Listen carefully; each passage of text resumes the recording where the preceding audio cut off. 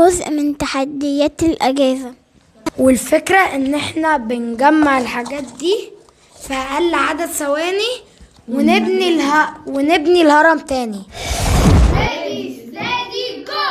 1 2 3 4 5 6 7 8 9 10 11 12 مريم عملت 12 ثانية. احفظي رقمك وهنشوف احمد هيعمل كام ثانية.